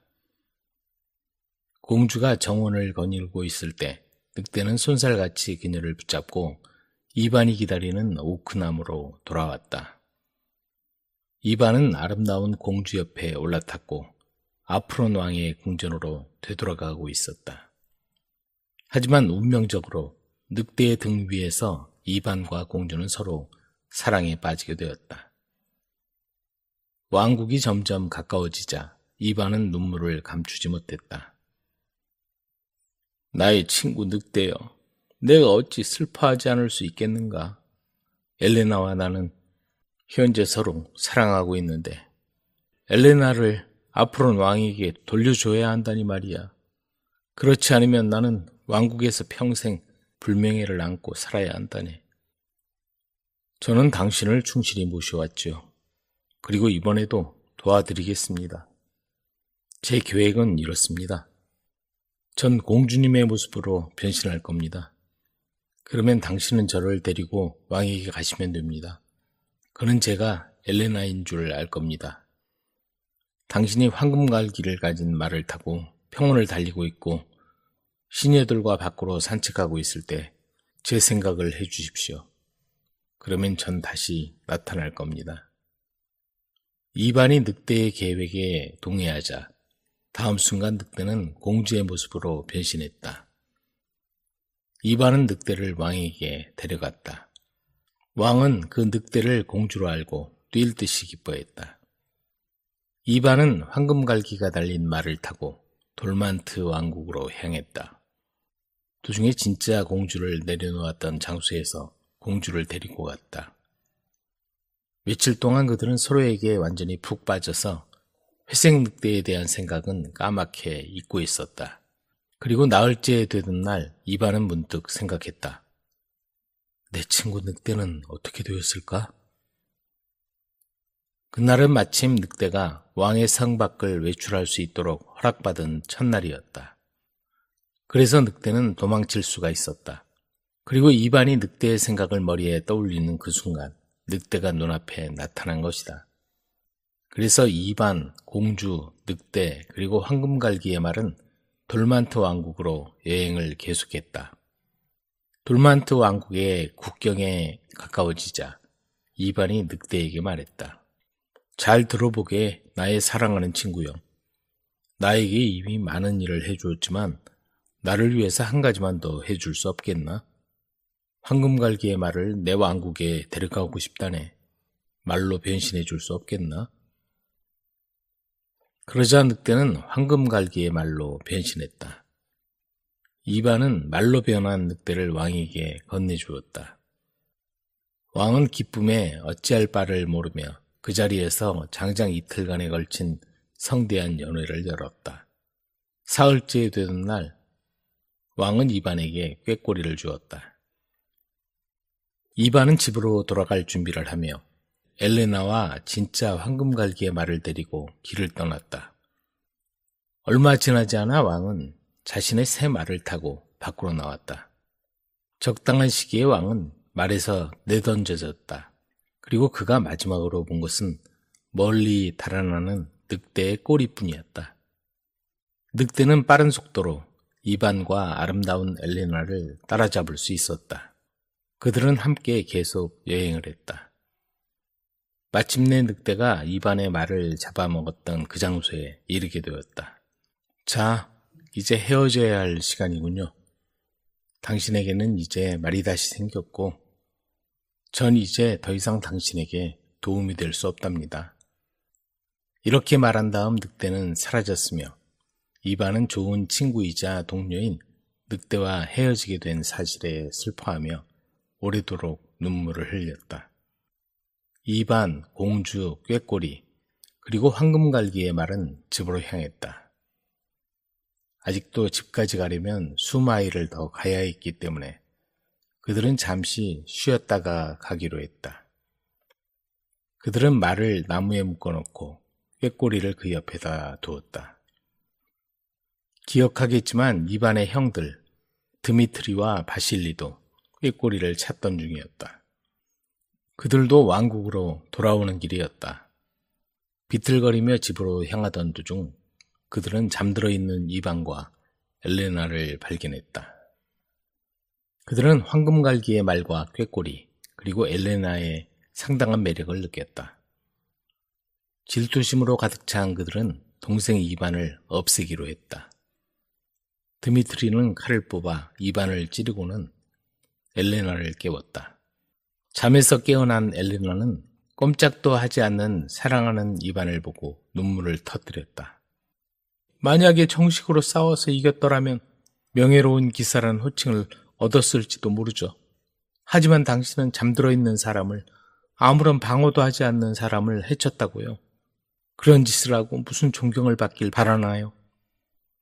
두 형제는 엘레나의 말에는 신경도 쓰지 않은 채 보물과 엘레나를 데리고 왕국으로 돌아갔다. 이 일에 대해서 한마디라도 꺼내는 날에는 다신 해뜨는 것을 볼 수 없을 줄 아시오. 그들이 협박했다. 살해당한 이반은 형들이 남겨두고 간 바로 그 자리에서 꼬박 한 달을 누워 있었다. 그러나 회색 늑대가 이반을 발견하게 되었다. 늑대는 냄새로 그가 이반이란 사실을 알 수 있었다. 늑대는 친구인 이반을 살려내고 싶었지만 무엇을 어떻게 해야 할지 몰랐다. 그때 마침 어미 까마귀와 새끼들이 이반의 주위를 굶주린 눈으로 바라보며 돌고 있었다. 늑대는 까마귀들이 땅에 내려올 때까지 기다렸다가 새끼 까마귀 한 마리를 잡았다. 제발 저의 아기를 해치지 말아주세요. 그 아이는 잘못한 것이 없다고요. 어미 까마귀가 애원했다. 그렇다면 트라이스텐스 왕국으로 가서 마법의 생명과 죽음의 물을 가지고 와라. 성공적으로 그 물을 가져온다면 새끼를 살려주겠다. 늑대가 말하자 까마귀는 알았다며 날아갔다. 사흘이 지나자 어미 까마귀가 2병의 물을 가지고 돌아왔다. 아무런 예고도 없이 늑대는 잡고 있던 새끼 까마귀를 2조각으로 잡아 찢었다. 그리고는 죽음의 물을 새끼 까마귀에게 뿌렸다. 그러자 까마귀의 상처가 치유되었다. 그 다음 늑대는 생명의 물을 뿌렸다. 그러자 새끼 까마귀는 다시 살아나서 날개를 퍼덕이며 둥지로 날아갔다. 늑대는 똑같은 절차를 이반에게도 행했다. 그러자 기적적으로 이반이 깨어나며 말했다. 아, 잠시 잠들었던가 보군. 그래요. 그리고 만약 제가 당신을 발견하지 못했더라면 더 오랫동안 잠들었을지도 모르죠. 늑대는 이반에게 그동안 일어났던 모든 일을 말해주며 오늘이 바로 이반의 형인 바실리와 아름다운 엘레나의 결혼식이라고 말해주었다. 늑대는 이반에게 자신의 등에 올라타라고 하고는 순식간에 도시로 향했다. 이반이 도착했을 무렵 결혼식이 한창 진행 중이었다. 그때 엘레나가 이반을 발견하고 제단 위에서 뛰어내려 이반에게 달려갔다. 이분이야말로 나의 진정한 약혼자랍니다. 내 옆에 있는 이 사람은 비겁한 겁쟁이가 아니라고요. 왕은 갑자기 엉망이 되어버린 이 상황에 머리가 혼란스러워 해명을 요구했다. 그래서 엘레나는 그동안 일어났던 모든 일을 그에게 말해주었다. 그러자 왕은 당연하겠지만 드미트리와 바실리에게 매우 화가 나서 감옥에 집어넣었다. 이반과 엘레나는 결혼했고 서로 너무 사랑해서 절대 헤어지는 일이 없었다고 한다.